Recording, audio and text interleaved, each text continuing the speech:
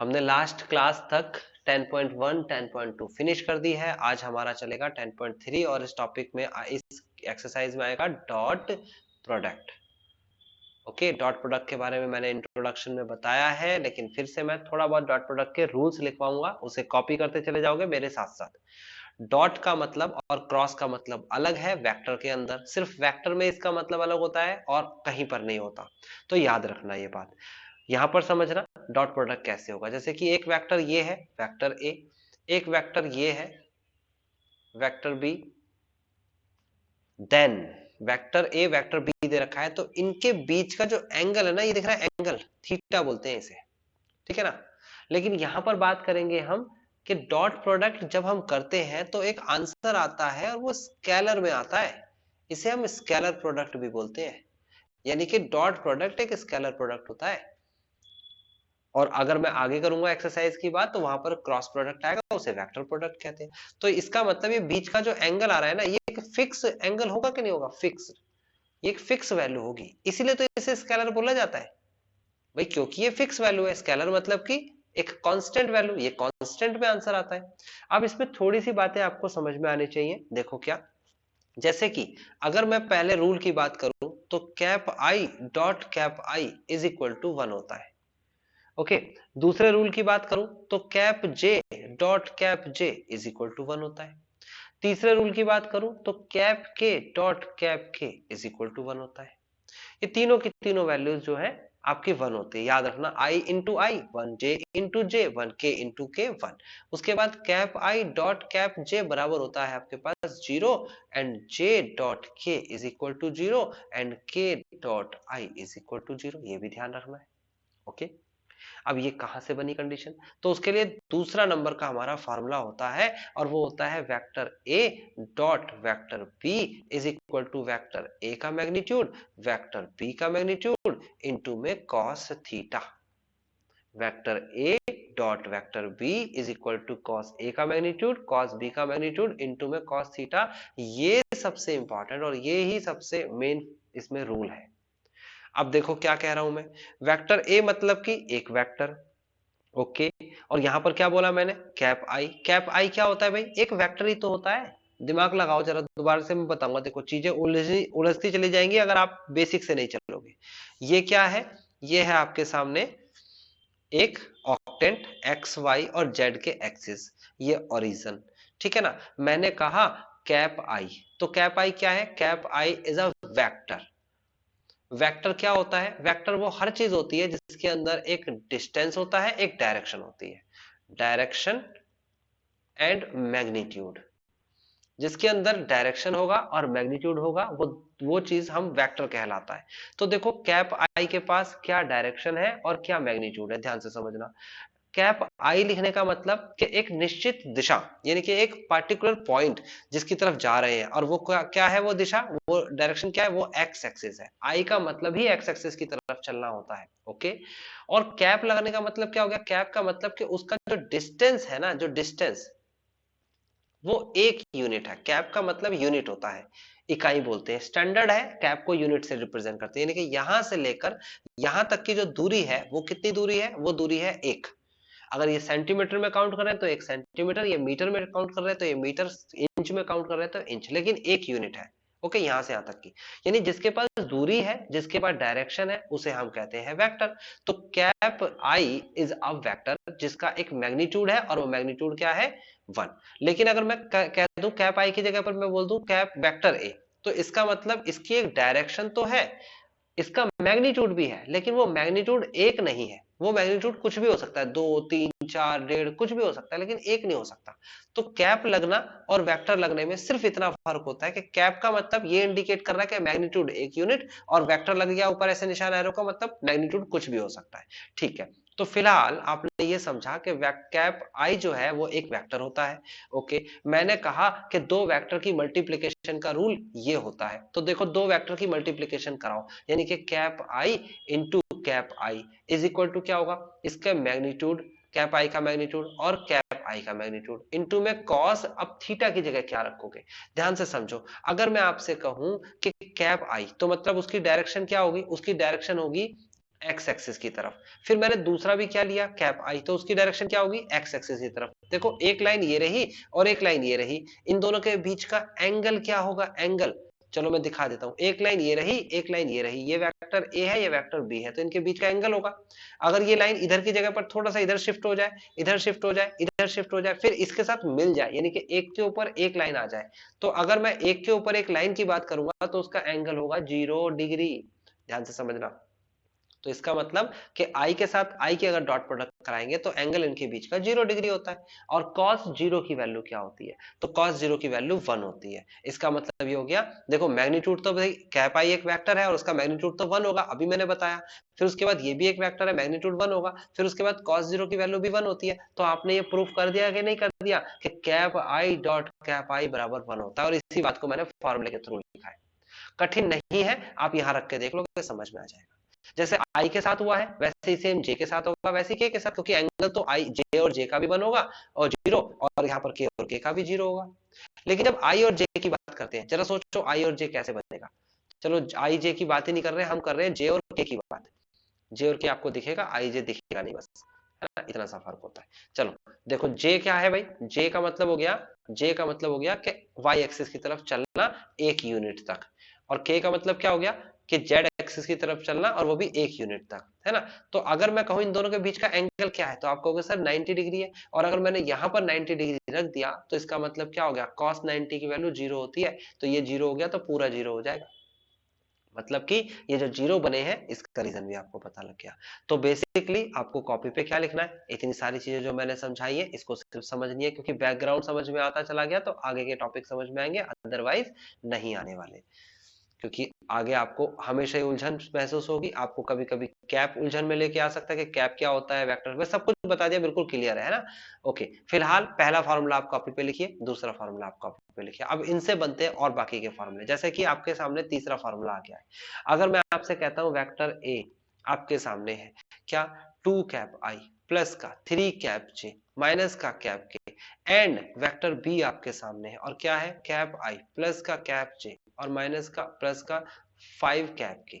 ये दो वेक्टर्स आपको दे रखे हैं, आपको वेक्टर ए का डॉट प्रोडक्ट कराना है वेक्टर ए के साथ। तो आप कहोगे बहुत सिंपल है सर, डॉट प्रोडक्ट कराना कैसे, कि कैप 2 कैप आई की मल्टीप्लाई 1 कैप आई के साथ कराएंगे, तो हमें तो पता है आई के साथ आई की मल्टीप्लाई 1 होती है, यानी कि 2 के साथ 1 की मल्टीप्लाई करानी पड़ेगी, यहाँ 1 लिखा हुआ है, तो 2 के साथ हम 1 की मल्टीप्लाई कराएंगे, आई के साथ आई की मल्टीप्लाई नहीं कराएंगे क्योंकि वो 1 होता है। फिर 2 कैप आई की मल्टीप्लाई कराएंगे जे के साथ, और हमें ये बात पता है कि आई के साथ जे की मल्टीप्लाई करते हैं तो 0 आता है, तो मैं क्यों मल्टीप्लाई कराऊंगा, यहाँ प्लस करके लिखूंगा अगर मैं 2 आई और फिर उसके बाद जे, और जब मल्टीप्लाई कराऊंगा तो 0 आ जाएगा, तो मैं इस 0 को लिखूंगा ही नहीं ना, मैं काहे को लिखूंगा 0। तो फिर मैं क्या करूंगा, मैं आगे बढ़ जाऊंगा, आई के साथ अब की बार मल्टीप्लाई किसकी होगी, के की होगी, तो ये भी तो 0 हो जाएगा। तो बिल्कुल क्लियर स्पष्ट आपको समझ में आ रहा है कि आई के साथ सिर्फ आई की मल्टीप्लाई होती है, यही डॉट प्रोडक्ट का कॉन्सेप्ट चल रहा है ना, ए के साथ बी की करानी थी। हाँ, ए के साथ बी की मल्टीप्लाई, हाँ सॉरी वो अभी ध्यान नहीं किया, ठीक है। ओके, सेम ऐसे ही अगर मैं बात करूं, जैसे मैंने अभी ए के साथ बी की मल्टीप्लाई कराई है, ऐसे ही मैं अब के बाद जे की कराऊंगा ना, जे की, ये वाले जे की आई के साथ मल्टीप्लाई 0, जे की जे के साथ मल्टीप्लाई 1, तो फिर संख्या की मल्टीप्लाई होगी, 3 की मल्टीप्लाई 1 में, तो यहाँ पे लिखूंगा 3 मल्टीप्लाई बाय 1, और जे की अगर के साथ मल्टीप्लाई कराएंगे तो 0, आपके सामने जे की के साथ मल्टीप्लाई 0। इसी तरीके से हम चलते हैं आगे और के की मल्टीप्लाई कराते हैं, तो आपको बिल्कुल क्लियर हो गया होगा कि के साथ आई की मल्टीप्लाई नहीं कराऊंगा 0 होता है, जे के साथ नहीं कराऊंगा 0 होता है, के साथ कराऊंगा। तो क्या दे रखा है कॉफिशिएंट यहाँ पर माइनस का 1, और यहाँ पर कॉफिशिएंट क्या दे रखा है प्लस का 5। Finally vector A dot vector B is equal to आ गया 2 प्लस 3 माइनस का 5, माइनस का 5। तो माइनस का 5 अगर करूंगा सॉल्व तो कितना आ जाएगा, वेक्टर ए डॉट वेक्टर बी, यानी कि दोनों के दोनों वेक्टर्स जो है एक दूसरे पर क्या है, परपेंडिकुलर है। अगर दो वेक्टर्स एक दूसरे पर परपेंडिकुलर होते हैं तो उनका डॉट प्रोडक्ट बराबर 0 होता है। इसका मतलब हमें साफ साफ पता लग गया ये वेक्टर ए है तो ये वेक्टर बी है, इन दोनों के बीच का एंगल 0 है, तभी तो 0 आया इसका डॉट प्रोडक्ट। बात क्लियर समझ में आ गई होगी आपको। चौथे के पास चले जाते हैं, रूल साथ साथ लिखते चले जाना, उसके बाद चौथा नंबर का फॉर्मूला आ गया। चौथे नंबर का फॉर्मूला क्या है, वो है वेक्टर ए की अगर मैं वेक्टर ए के साथ ही मल्टीप्लाई कराऊंगा ना तो आंसर आएगा वेक्टर ए के मैग्नीट्यूड का स्क्वायर। अगर किसी को भी संशय हो, किसी को भी डाउट हो तो आप करके देख सकते हो। कैसे भला, आप कोई भी अपनी मर्जी से वेक्टर रैंडमली ले लो, आप लेट कर लो वेक्टर ए बराबर में कैप आई प्लस का 2 कैप जे प्लस का 3 कैप के, आप ऐसे मान लो कोई भी एक वेक्टर। अब मेरे को इसको फॉलो करके दिखाना है कि क्या ऐसा होता है, हमेशा होगा। आप रैंडमली कोई सा भी वेक्टर ले लो, आप वेक्टर ए की मल्टीप्लाई वेक्टर ए में कराओगे तो 2 बार लिख लो इसे। ये लिखा कैप आई प्लस का 2 कैप जे प्लस का 3 कैप के, आपने 2 बार लिख दिया। अब उसके बाद क्या करने वाले हो आप आई के साथ आई की मल्टीप्लाई, अभी बताया मैंने, सीधा सीधा एक के साथ एक की मल्टीप्लाई, आई आई तो 1 होता है। फिर उसके बाद जे के साथ जे की मल्टीप्लाई 1 होता है तो 2 के साथ 2 की मल्टीप्लाई, फिर के साथ के की मल्टीप्लाई 1 होता है तो 3 के साथ 3 की मल्टीप्लाई। तो फाइनली हमारे पास आ गया vector A dot vector B is equal to 1 plus 4 plus 9, this is 14। Okay अभी दूसरी तरफ चलेंगे, ये तो हमें लेफ्ट साइड मिल गया। दूसरी तरफ चलते हैं तो दूसरी तरफ हमें क्या मिलेगा, वेक्टर ए का मैग्नीट्यूड निकालना है। तो मैग्नीट्यूड क्या होता है, रूट ऑफ किसका स्क्वायर, ए के कोफिशिएंट का स्क्वायर। ये बताया था मैंने, देखो अगर नहीं पता तो अभी सीख लो कैसे होता है रूट। मैंने लिख दिया बी, कहाँ लिख दिया बी, अच्छा बी लिख दिया, सॉरी। तो मैंने यहाँ पर ए लिख देना है, ठीक है। Thank you very much Sachin, Sachin ने बोला था ना। ये देखिए 1 प्लस का 4 प्लस का 9, ये आ जाएगा रूट ऑफ 14, ये आ जाएगा वेक्टर ए का मैग्नीट्यूड। अगर मैं दोनों तरफ स्क्वायर करता हूं तो वेक्टर ए के मैग्नीट्यूड का स्क्वायर बराबर में 14 आएगा कि नहीं आएगा। आप देखोगे यहाँ पर भी 14 आया, आप देखोगे यहाँ पर भी 14 आया, तो लेफ्ट वाली साइड के इक्वल है, तो ये प्रॉपर्टी साबित हो गई ना हमने। हम रैंडमली कोई भी चीज को लेकर हम साबित कर सकते हैं, अगर फॉर्मूला लिखा है तो इसका मतलब हमेशा उस कंडीशन सेटिस्फाइड है। तो ये चीज आपको लिखनी नहीं है, ये फॉर्मूला ये जो मैंने कराया ये आपको नहीं लिखना है, आपको सिर्फ और सिर्फ फॉर्मूला लिखना है कि फॉर्मूला क्या होता है। ये फॉर्मूले का इस्तेमाल हम करने वाले हैं, यानी दो एक जैसे अगर वेक्टर्स हैं और उनका डॉट प्रोडक्ट करा रहे हैं तो उनके मैग्नीट्यूड का स्क्वायर कर सकते हैं, आंसर सेम आएगा। ओके आगे अगर बात करें हम, अगर हम बात करें कि वेक्टर ए का मैग्नीट्यूड डॉट वेक्टर ए का मैग्नीट्यूड है तो आंसर क्या आएगा सर, तो आंसर आएगा वेक्टर ए के मैग्नीट्यूड का स्क्वायर। ये भी एक स्केलर, ये भी एक स्केलर, स्केलर मतलब कि जैसे इसकी वैल्यू दे रखी है 3 और इसकी वैल्यू भी दे रखी है 3, है ना, तो आंसर क्या आएगा 3 का स्क्वायर आएगा ना। ये तो हमने पहले से ही पढ़ा है, स्केलर की मल्टीप्लाई स्केलर में करते तो उसका स्क्वायर ही हो जाता है। तो ये रूल भी कई बार बच्चों को कंफ्यूज करता है, मैंने लिखवा दिया, बिल्कुल कंफ्यूजन नहीं होनी चाहिए, बिल्कुल सर्टेनिटी होनी चाहिए क्या। फिर उसके बाद डॉट प्रोडक्ट जो होता है वो कम्यूटेटिव लॉ को फॉलो करता है। कम्यूटेटिव लॉ कहता है वेक्टर ए डॉट वेक्टर बी बराबर होता है vector B dot vector A. गुणा करते वक्त आगे और पीछे रखने से फर्क नहीं पड़ता है, ये कम्यूटेटिव लॉ फॉलो करता है, क्रॉस नहीं करता है। आगे पढ़ेंगे क्रॉस के बारे में हम अगली एक्सरसाइज। फिलहाल ये हो गया हमारा चौथा फॉर्मूला फिनिश। तो चौथे फॉर्मूले में हमने पहले फॉर्मूले में क्या पढ़ा, आई आई जे जे के, उसके साथ हमने इसे जीरो बनाना सीखा।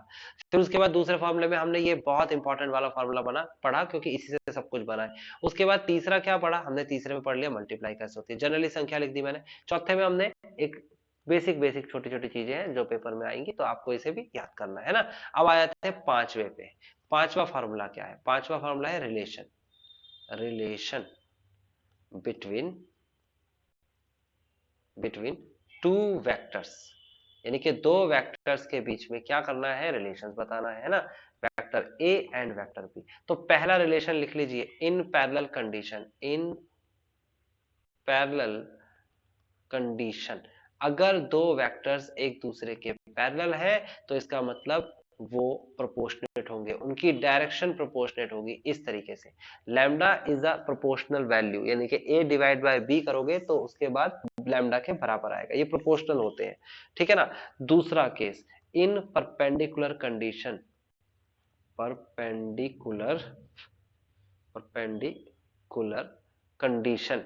तो अगर मैं बात परपेंडिकुलर कंडीशन की करता हूं तो ये एक वेक्टर है और ये एक वेक्टर है, दोनों एक दूसरे पर परपेंडिकुलर है, तो इसका मतलब अभी बताया था वेक्टर ए डॉट वेक्टर बी बराबर में 0 आएगा। दूसरी कंडीशन भी लिख लीजिए। तीसरी कंडीशन के पास चलते हैं, if neither parallel NOR perpendicular, ना तो पैरेलल होगा ना परपेंडिकुलर, तो एक एंगल बना रहा होगा और जो भी एंगल बनाएगा ये वेक्टर ए है, ये वेक्टर बी है। तो आप एंगल बनाओगे अगर तो यहाँ पर लिखोगे cos theta is equal to vector A dot vector B upon में मैग्नीट्यूड ऑफ वेक्टर ए और वेक्टर बी का मैग्नीट्यूड। ये तो अभी अभी हमने ऊपर लिखा था, यही तो सेम था। तो आपने 3 तक के ये फॉर्मूले सीख लिए, आपने यहाँ तक की कंडीशन सीख ली। अब लॉ ऑफ ट्रायंगल के पास चलते हैं और फिर उसके बाद क्या सीखा हमने? 3 नहीं, 3 तो हाँ क्या 5। सेकंड वाला फॉर्मूला ये परपेंडिकुलर, अच्छा सेकंड वाला फॉर्मूला तो बहुत सिंपल है। ये आपको याद रखना है कि वेक्टर ए डॉट वेक्टर बी बराबर होता है वेक्टर ए का मैग्नीट्यूड वेक्टर बी का मैग्नीट्यूड इनटू में cos थीटा। हाँ, इसकी एप्लीकेशन में इसको डेरिव करना सिखाते हैं, लेकिन एप्लीकेशन तो आपकी क्लास में है ही नहीं, आपको तो सिंपल सिंपल संख्याओं से खेलना है, ठीक है ना? हाँ जी,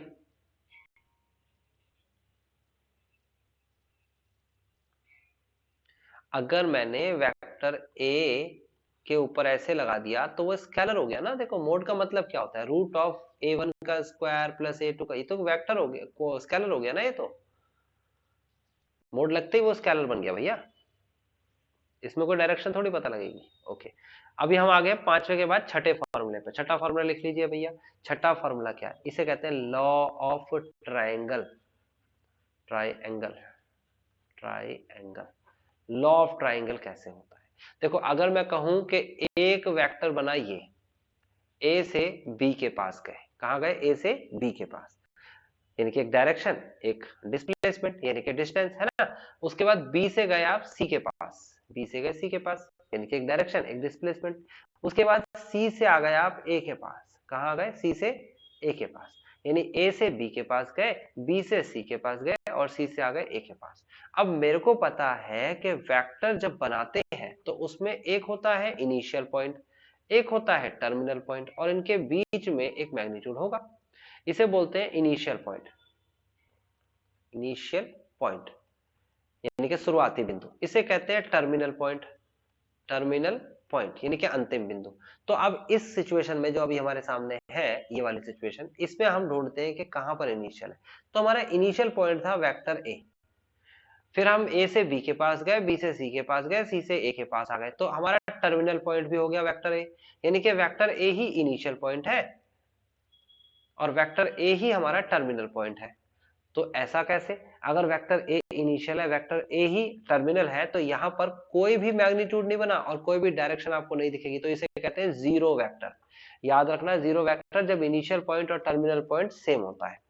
तो ये लॉ ऑफ ट्रायंगल को फॉलो नहीं करता। लॉ ऑफ ट्रायंगल अगर हम निकालेंगे तो उसका एक स्पेसिफिक कंडीशन है, और वो कंडीशन को मैं बता रहा हूं, इसे ढंग से देख लेना, ठीक है ना। लॉ ऑफ ट्रायंगल क्या कहता है? लॉ ऑफ ट्रायंगल कहता है कि, पर इसको हम थोड़ा सा इसे इधर रख देते हैं, ज्यादा दूर चला गया ना, सही है। तो देखो लॉ ऑफ ट्रायंगल के बारे में बात करते हैं। लॉ ऑफ ट्रायंगल कहता है कि अगर आप ए बी वेक्टर के पास जाना चाहते हो, ए बी वेक्टर, फिर ये बी सी वेक्टर है आपके सामने, बी सी वेक्टर, तो अब सी ए वेक्टर नहीं हो सकता, आपको ए सी वेक्टर ही लेना पड़ेगा। ए सी वेक्टर देखो एरो ऊपर की तरफ है, यानी कि लॉ ऑफ ट्रायंगल कहता है A B vector plus B C vector is equal to A C vector. यहां पर थोड़ी सी कंफ्यूजन होती है, यहां पर मैं मैग्नीट्यूड की बात नहीं कर रहा हूं, यहां पर मैं वेक्टर की बात कर रहा हूं। वेक्टर का मतलब कि डायरेक्शन की बात कर रहा हूं। डायरेक्शन की बात करूंगा जब भी मैं, डायरेक्शन की जब भी बात करूंगा तो वहां पर मैग्नीट्यूड अपने आप खींचा चला जाएगा।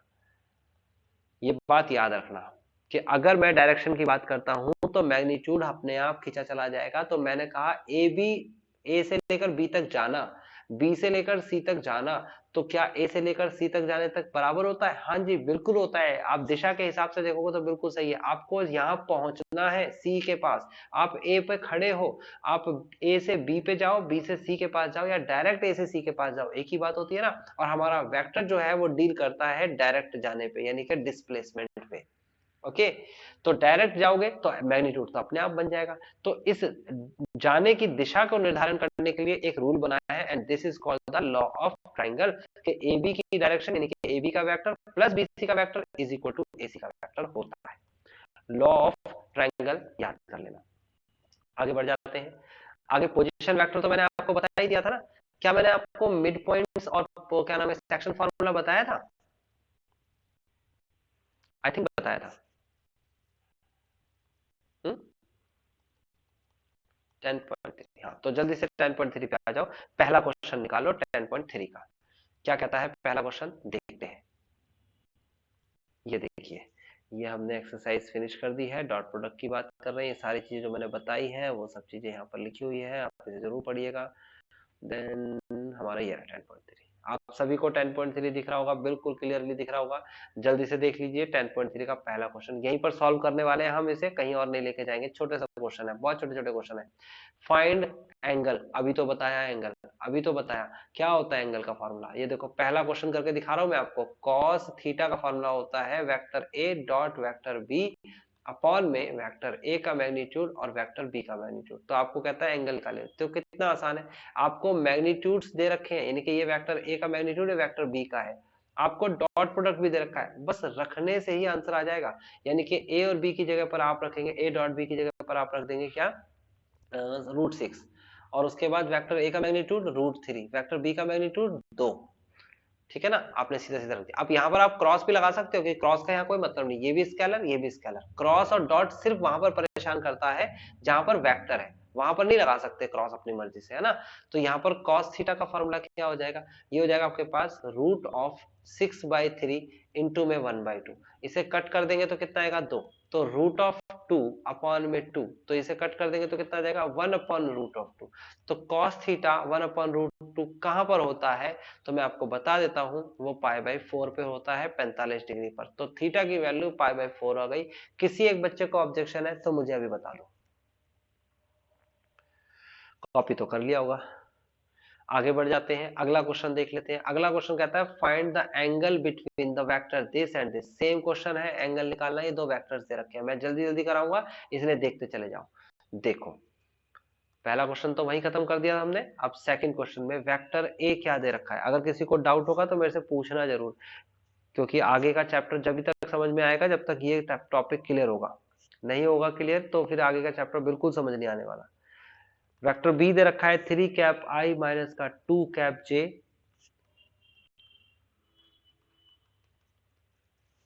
हम सॉल्यूशन की बात कर लेते हैं, आपको एंगल पूछ रहा है तो हम क्या करेंगे, वेक्टर ए का डॉट प्रोडक्ट वेक्टर बी के साथ करेंगे। चलो जल्दी से वेक्टर ए और बी का डॉट प्रोडक्ट करना शुरू करो। आई के साथ कौन सी संख्या लिखी है, 1 लिखी है। यहाँ पर आई के साथ कौन सी संख्या लिखी है, 3 लिखी हुई है, तो यहाँ पर लिखेंगे 1 की मल्टीप्लाई 3 में, प्लस जे के साथ कौन सी संख्या लिखी है, -2। यहाँ पर जे के साथ कौन सी संख्या लिखी है, -2, तो लिखेंगे -2 इंटू -2। कोई लापरवाही मत दिखा देना, माइनस प्लस में बहुत कंफ्यूजन होती है स्टूडेंट्स को। के साथ लिखा है यहाँ पर 3, यहाँ पर के साथ लिखा हुआ है 1, तो आप क्या लिखेंगे यहाँ पर लिखेंगे 3 इंटू में 1। तो फाइनली आपके सामने आएगा vector A dot vector B is equal to 3 plus का 4 प्लस का 3। Then vector A dot vector B is equal to आ जाएगा 4 3 7 3 10।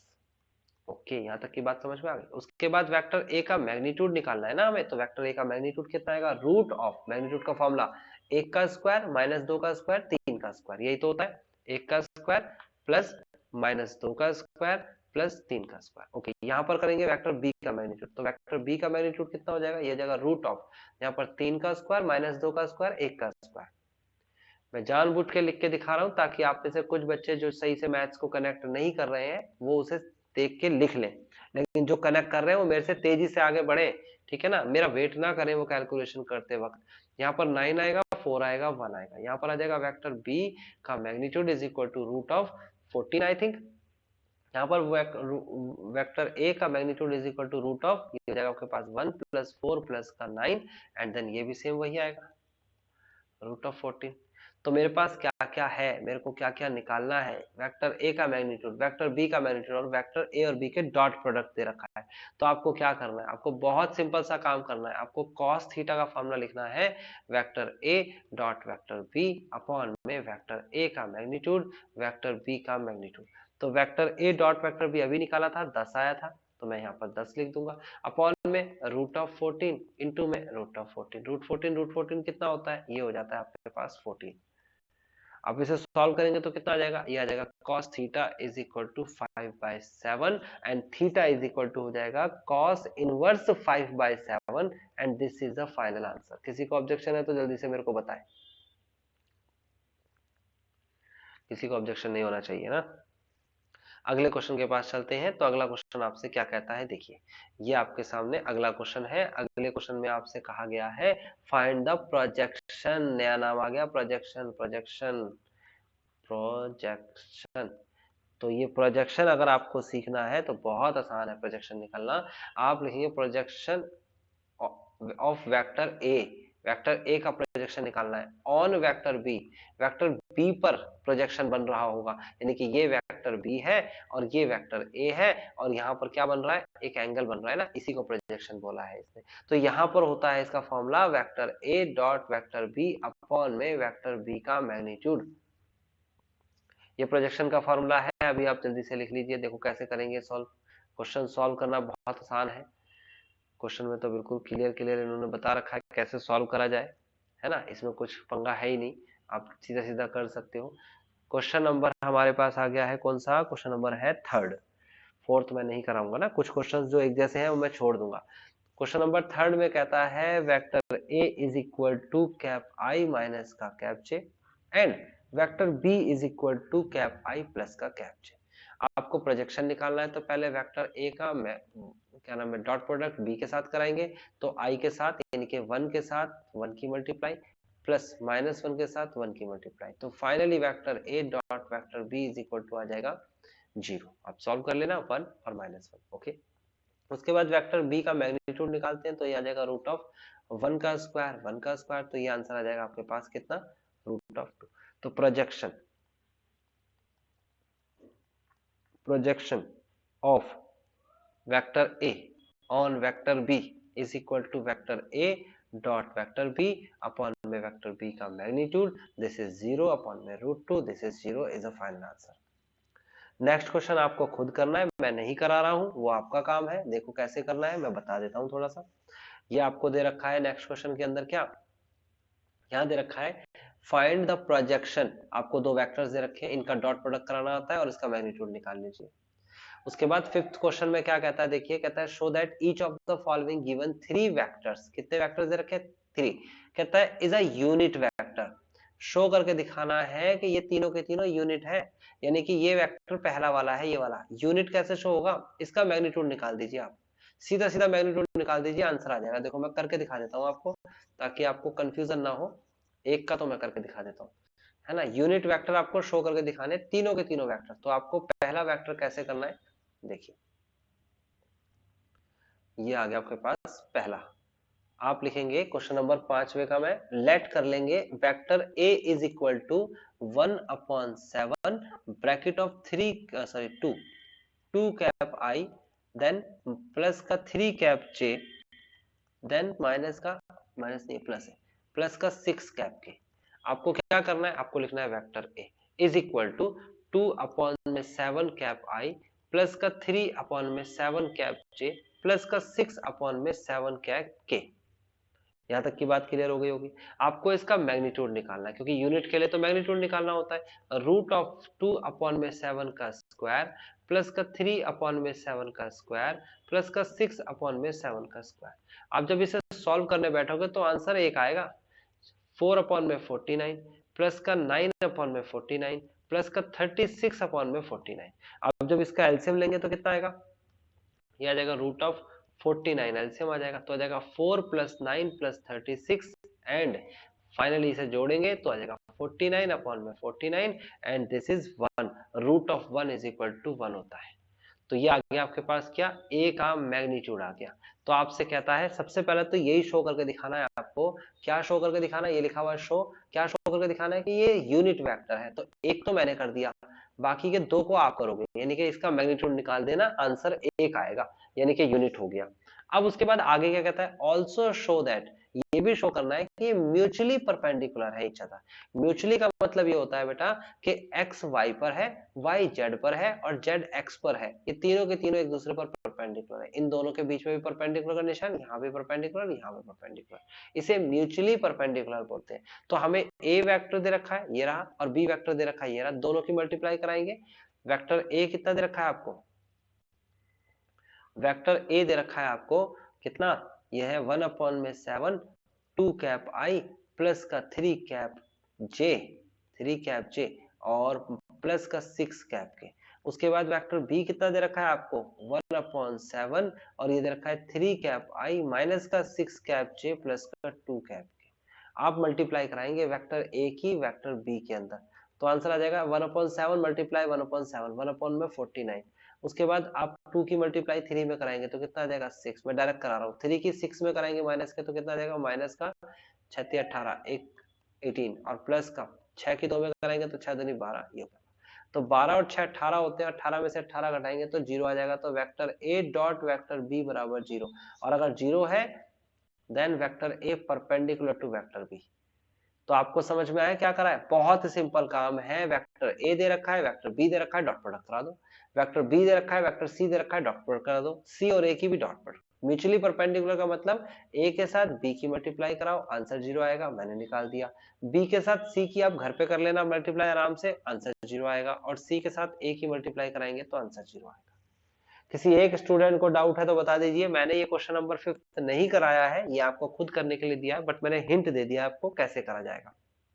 आगे क्वेश्चन नंबर 6 की बात कर लेते हैं। क्वेश्चन नंबर 6 में क्या कहता है देखिए, ये रहा क्वेश्चन नंबर 6। बहुत छोटे छोटे क्वेश्चंस है, ऐसे ही वर्बली खत्म हो जाने वाले क्वेश्चंस है ना। ये सिर्फ चैप्टर इसलिए कराया जा रहा है कि जब अगला चैप्टर हम करेंगे तो उस अगले चैप्टर के अंदर आपको समझना होगा कि ये वाली चीजें छोटी छोटी वहां पर आएंगी, ठीक है ना, ध्यान रखना। तो यहाँ पर फिलहाल आपको 6 क्वेश्चन में कहता है वेक्टर ए का मैग्नीट्यूड फाइंड करना है, this is find, and vector B का मैग्नीट्यूड भी फाइंड करना है, जबकि ये वैल्यूज इस वैल्यू के बराबर है। ओके, बराबर है और ये वैल्यू दे रखी है। तो करते हैं इसे सॉल्व। क्या कहने की कोशिश कर रहा है, पहले गिवन क्या है वो देखते हैं। हमें क्वेश्चन 6 में आपको फाइंड करने के लिए तो जो कहा वो ठीक है, वेक्टर ए प्लस का वेक्टर बी इनटू में वेक्टर ए माइनस का vector B is equal to 8 दे रखा है। ओके, और दूसरी तरफ दे रखा है आपको vector A is equal to 8 vector B का मैग्नीट्यूड। ये दो चीजें दे रखी है। आप इसकी मल्टीप्लाई कराना शुरू कर दो जैसे कि नॉर्मली आपने सीखा। आप लिखोगे vector A dot vector A minus का वेक्टर ए डॉट वेक्टर बी प्लस का vector B dot vector A minus का vector B dot vector B is equal to 8। आप देखोगे vector A into vector A बराबर क्या होता है, वेक्टर ए के मैग्नीट्यूड का स्क्वायर। आपको पता है ए बी और बी ये दोनों एक ही बात है, तो ये कट गया है ना, कम्यूटेटिव लॉ लग गया यहाँ पर। और बी के मैग्नीट्यूड का स्क्वायर इज इक्वल टू 8। आप देखोगे तो वेक्टर ए का मैग्नीट्यूड दे रखा है 8 वेक्टर बी, तो यहाँ पर यहाँ एक ही जगह पर लिख देंगे 8 मैग्नीट्यूड ऑफ वेक्टर बी का होल स्क्वायर माइनस का वेक्टर बी का मैग्नीट्यूड का होल स्क्वायर बराबर 8। ये लिखेंगे 64 मैग्नीट्यूड ऑफ वेक्टर बी का स्क्वायर माइनस का मैग्नीट्यूड ऑफ वेक्टर बी का स्क्वायर इज इक्वल टू 8, और 64 में से लेस करेंगे तो 63 मैग्नीट्यूड ऑफ वेक्टर बी का स्क्वायर बराबर में 8, और 63 को हम डिवाइड में लेके जाएंगे तो ये हमारे पास आ जाएगा वेक्टर बी के मैग्नीट्यूड का square is equal to 8/63, and vector B is equal to जो पूछ रहा है क्वेश्चन में वो ये पूछ रहा है। तो कितना आ जाएगा बाहर निकालेंगे तो ये आ जाएगा vector b is equal to 2√2 upon में 3√7। ये आंसर आ जाएगा।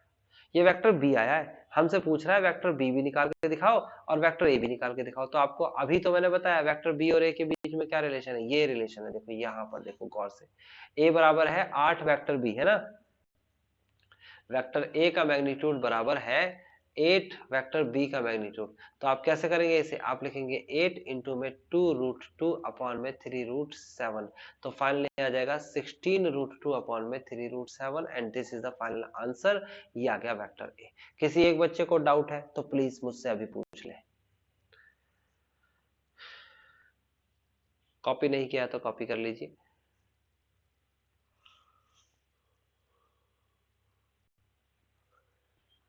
नेक्स्ट क्वेश्चन के पास चलते हैं। क्वेश्चन नंबर 7 कहता है इवेल्युएट द प्रोडक्ट। अभी तो कराया प्रोडक्ट, इवेल्युएट तो करना ही सिखाया है, देखो दोबारा से करना सिखा देता हूं। नेक्स्ट क्वेश्चन है आपका और इसमें कहता है इवेल्युएट द प्रोडक्ट। तो देखो कैसे करना है इवेल्युएट, इसे मिटा देते हैं। यस, तो आपको क्वेश्चन नंबर 7 मिला है। क्वेश्चन नंबर 7 में आपको पता है 3 वेक्टर ए माइनस का 5 वेक्टर बी और इनटू में फिर उसके बाद क्या दे रखा है 2 वेक्टर ए प्लस का 7 वेक्टर बी। आपको इसे इवेल्युएट करना है और कुछ भी नहीं करना है इसमें, बस इसे इवेल्युएट करते ही आपका आंसर आ जाएगा। ठीक है ना। तो इवेल्युएट कैसे करना है, देखिए कितना आसान है। आप 3a की मल्टीप्लाई 2a के साथ कराएंगे तो 3 दूनी 6 होता है, वेक्टर a और वेक्टर a की मल्टीप्लाई कराएंगे तो मैग्नीट्यूड का स्क्वायर आ जाएगा। ओके, फिर 3a की मल्टीप्लाई 7 में कराएंगे तो 3 7 21 होता है, तो 21 vector a dot vector b। फिर माइनस 5 की मल्टीप्लाई कराएंगे, देखो यहाँ पर आपको दे रखा है 5b, तो 5b की मल्टीप्लाई करा देंगे आप किसके साथ, 2 के साथ, तो 5 दूनी 10 होता है, 10 वेक्टर b और वेक्टर a। फिर उसके बाद 5 की मल्टीप्लाई 7 में करा देंगे तो माइनस का निशान लाएंगे, 5 7 35 वेक्टर b के मैग्नीट्यूड का स्क्वायर। जरा सोचो गौर से, ये 21 ab है, ये 10 ba है, ab और ba एक ही होता है, मैंने बता दिया आपको मैथ्स में यहाँ वेक्टर के अंदर। तो 6 वेक्टर a के मैग्नीट्यूड का स्क्वायर प्लस का 10 घटाएंगे तो 11 vector a dot vector b is equal to और माइनस का 35 वेक्टर b के मैग्नीट्यूड का स्क्वायर। ये आपका फाइनल आंसर आ चुका है, क्योंकि आपसे सिर्फ प्रोडक्ट को इवैल्यूएट करने के लिए पूछ रहा था, हमने कर दिया। इससे आगे इसमें कुछ नहीं कर सकते, इनकी वैल्यूज दे रखी होती तो हम जरूर इसे पुट करते, अभी फिलहाल ऐसा नहीं दे रखा है। आगे बढ़ते हैं, अगला क्वेश्चन क्या कहता है, कहता है 8वां क्वेश्चन, अच्छा क्वेश्चन है, मैं यहीं पर ही कराऊंगा इसे। देखिए क्वेश्चन नंबर 8 की बात हो रही है।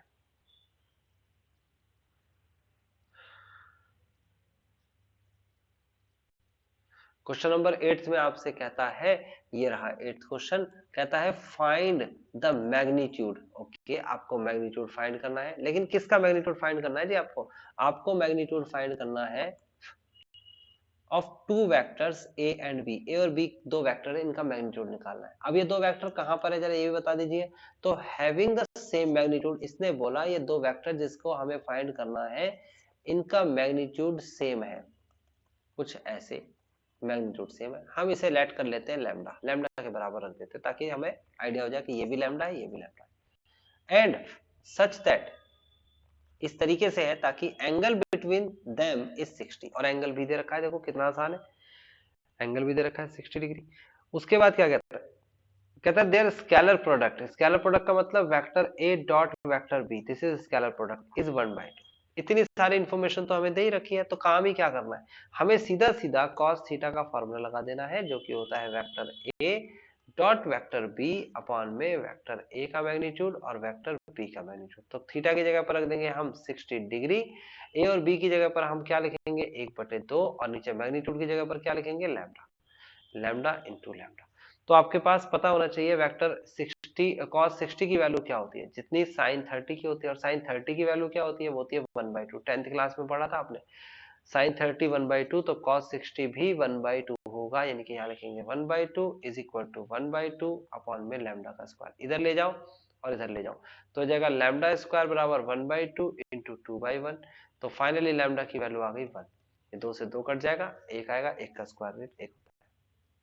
आपसे यही पूछ रहा था, कह रहा था आपसे नहीं सॉरी वेक्टर्स पूछ रहा था, तो वेक्टर क्या दे रखे आपको मैग्नीट्यूड इसके, यहाँ लैम्डा की वैल्यू कितनी आ गई 1 आ गई, तो इसका मतलब वेक्टर ए बराबर 1, वेक्टर बी बराबर भी 1, ये दोनों के दोनों 1 हो जाएंगे।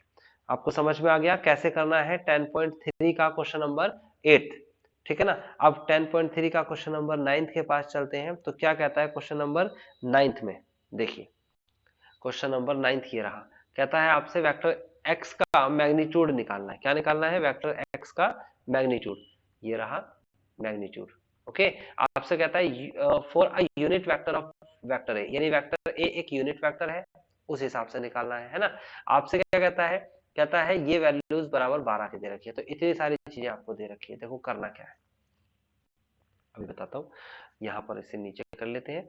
अब देखिए ये क्या दे रखा है आपको, क्वेश्चन नंबर 9th दे रखा है आपको, क्वेश्चन नंबर 9th में क्या दे रखा है, आपको फाइंड करना है, क्या फाइंड करना है, वेक्टर x का मैग्नीट्यूड, वेक्टर x का मैग्नीट्यूड, ठीक है ना।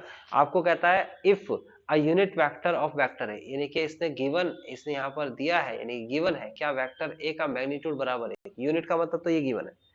अब आपको क्या चीज फाइंड करने के लिए कहता है, बहुत आसान सा है क्वेश्चन है, आपको vector a plus vector a x plus a और वेक्टर x माइनस का वेक्टर है ना, यहाँ पर प्लस है और यहाँ आगे वाले में माइनस है, कहीं भी लिख लो वो तो खैर, फिलहाल इज इक्वल टू 12। आप सॉल्व करेंगे इसकी, x की मल्टीप्लाई x में कराएंगे स्क्वायर आएगा, वेक्टर x के मैग्नीट्यूड का स्क्वायर, x की a में और a की x में कराएंगे काट दीजिए, प्लस का माइनस हो जाएगा, वेक्टर a का मैग्नीट्यूड का स्क्वायर। आप चाहे तो डायरेक्ट फॉर्मूला लगा सकते हैं, a माइनस बी और a प्लस बी का formula a square minus B square होता है। अभी फिलहाल वेक्टर a की वैल्यू कितनी दे रखी है 1, तो क्या हो जाएगा वेक्टर x के मैग्नीट्यूड का square is equal to minus का 1 का square is equal to 12, right side में जाएगा तो ये हो जाएगा वेक्टर x का मैग्नीट्यूड का square is equal to 13 and then vector x का मैग्नीट्यूड बराबर हो जाएगा रूट ऑफ 13। तो आपसे यही पूछ रहा था, आपने इसका आंसर निकाल दिया है। समझ में आ गया होगा आई थिंक सबको कि किस तरीके से हम क्वेश्चंस कर रहे हैं और किस तरीके से हमारे आंसर्स आ रहे हैं।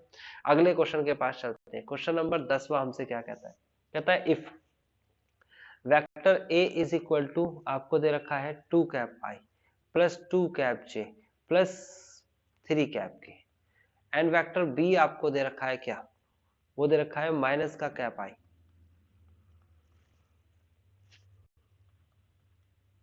प्लस का 2j प्लस का k, then vector c is equal to क्या दे रखा है, ये दे रखा है 3 कैप i प्लस का j। आपको कहता है are such that a plus, आपको गिवन है यहाँ पर क्वेश्चन में vector a plus lambda vector b, ये जो वेक्टर दे रखा है ये चीज is perpendicular to vector c, c ही है देख लेते हैं एक बार c। ओके आपको क्या समझ में आया, पहले तो आपको ये निकालना है, कैसे निकालना है भाई, वैल्यूज रख देते हैं तो हम वैल्यूज एक एक करके रखते चले जाएंगे, आप समझते चले जाओ कौन सी वैल्यू। एक ही जगह पर क्या रखना है आपको, एक ही जगह vector a plus lambda vector b की बात हो रही है यहाँ पर, एक ही जगह लिखना है 2 cap i plus 2 cap j plus का 3 कैप k प्लस लैम्डा, फिर उसके बाद b की जगह पर लिखना है माइनस का कैप i प्लस का 2 कैप j एंड प्लस का कैप k। ओके आप लिखेंगे 2 कैप i 2 कैप j और 3 कैप k प्लस लैम्डा की अंदर मल्टीप्लाई करा देंगे सबके साथ, तो हो जाएगा माइनस का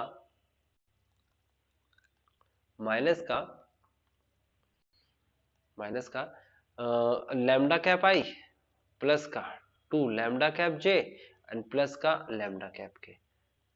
ओके आगे बढ़ जाते हैं, i के साथ i को कॉमन ले लेंगे तो कितना आ जाएगा 2 minus lambda cap i plus j के साथ j को कॉमन ले लेंगे तो आ जाएगा 2 plus lambda cap j plus k के साथ k को कॉमन ले लेंगे तो कितना आ जाएगा 3 प्लस लैम्डा कैप k।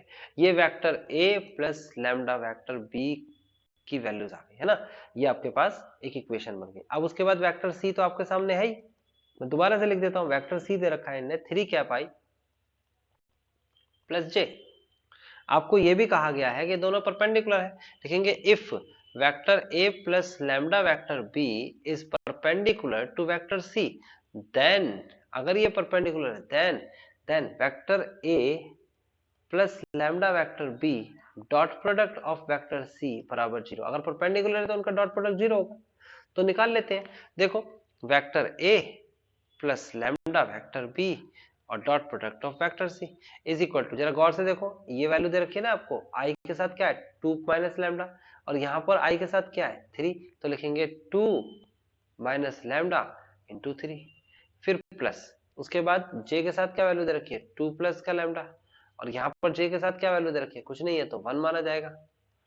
उसके बाद प्लस k की वैल्यू यहाँ पर कितनी दे रखी है 3 प्लस का लैम्डा और यहाँ पर k की वैल्यू कितनी है, तो है ही नहीं तो 0 माना जाएगा।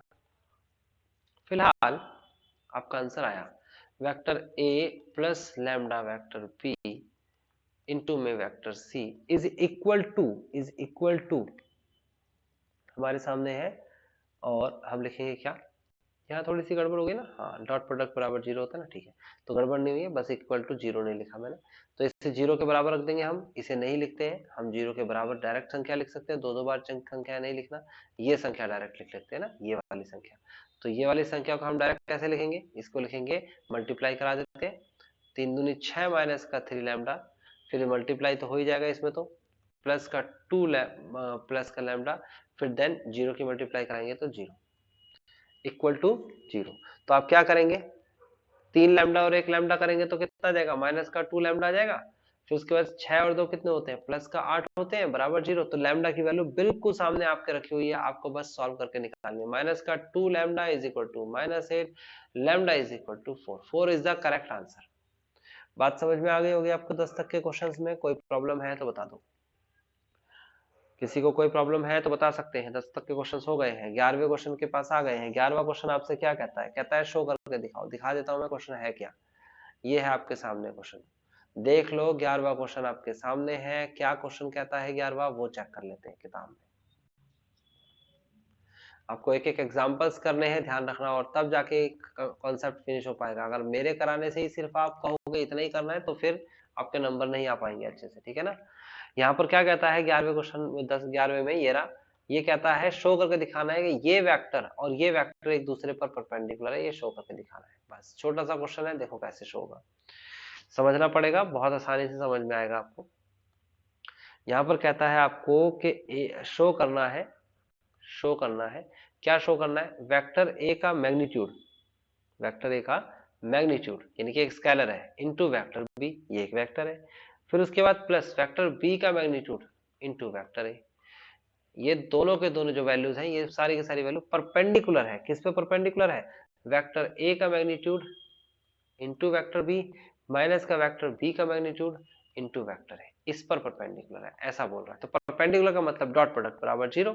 देन हम लिखेंगे वेक्टर ए का मैग्नीट्यूड वेक्टर बी प्लस का वेक्टर बी का magnitude vector A, and then dot product of vector ए का मैग्नीट्यूड वेक्टर बी माइनस का वेक्टर बी का मैग्नीट्यूड और वेक्टर ए। करना क्या है देखो, देखने में बहुत कॉम्प्लिकेटेड लगेगा लेकिन करना बहुत आसान है, बहुत ज्यादा आसान। देखो इसकी मल्टीप्लाई इसमें कराएंगे, सीधी सीधी मल्टीप्लाई करा देंगे, मैं कुछ भी नया नहीं करने वाला। वेक्टर ए और देखो ये रहा वेक्टर ए और ये रहा वेक्टर ए, दोनों की गुणा कराएंगे तो वेक्टर ए का मैग्नीट्यूड का स्क्वायर होता है, ये मैंने प्रॉपर्टी अभी बताई थी। उसके बाद वेक्टर बी और वेक्टर बी अगर गुणा कराएंगे तो क्या हो जाएगा, इनटू में वेक्टर बी के मैग्नीट्यूड का स्क्वायर हो जाएगा। बस ये हो गया आपके पास पहले एलिमेंट में मल्टीप्लाई। अब चलते हैं हम दूसरे एलिमेंट के पास। तो दूसरा एलिमेंट क्या दे रखा है आपको, ये दे रखा है इसकी मल्टीप्लाई इस पूरे में करानी है। ऐसे कैसे कराएंगे भाई, हम लिखेंगे पहले तो माइनस, क्योंकि बीच में माइनस का निशान है देख सकते हो। फिर उसके बाद लिखेंगे वेक्टर ए इंटू वेक्टर ए का मैग्नीट्यूड और vector B into vector B का मैग्नीट्यूड। इससे कुछ भी नहीं मिलेगा आपको, सीधी सीधी मल्टीप्लाई हो जाएगी, ठीक है ना। आप इसकी मल्टीप्लाई भी इसमें करा दीजिए तो कितना हो जाएगा, प्लस का निशान आएगा, वेक्टर ए इंटू में वेक्टर ए का मैग्नीट्यूड, फिर उसके बाद वेक्टर बी इंटू में वेक्टर बी का मैग्नीट्यूड। सिंपल है, सीधा सीधा देखो, ए के साथ ए की मल्टीप्लाई, बी के साथ बी की, है ना, सीधा सीधा मल्टीप्लाई। फिर उसके बाद क्या करेंगे, लास्ट वाला पोर्शन अभी मल्टीप्लाई का रह गया, मैं निशान लगा के दिखा रहा हूँ, देख लो, ये लास्ट से इसका, तो ए का वेक्टर और ए का वेक्टर, तो ए के वेक्टर का मैग्नीट्यूड का स्क्वायर हो जाएगा ना, ऐसे बी का मैग्नीट्यूड और बी का मैग्नीट्यूड, तो हो जाएगा बी के मैग्नीट्यूड का स्क्वायर। अब चेक करते हैं, ये दोनों तो कट गया, बचा क्या, बचा है ये संख्या। अब ये संख्या जो है आपके सामने, अच्छा माइनस तो यहाँ पर भी है, यहाँ भी माइनस लगेगा। ये जो संख्या आपके पास दूसरी वाली संख्या बची है उसमें भी तो माइनस है यहाँ पर, तो इससे ये कट गया, आंसर 0 आ गया। 0 इज द करेक्ट आंसर। ठीक है, तो मैंने कहाँ तक क्वेश्चन करा दिए हैं, मैंने 11 तक क्वेश्चन करा दिए हैं, 12 से लेकर मुझे क्वेश्चन कराने हैं, ये अगली क्लास में होंगे, आज की क्लास यहीं तक होगी।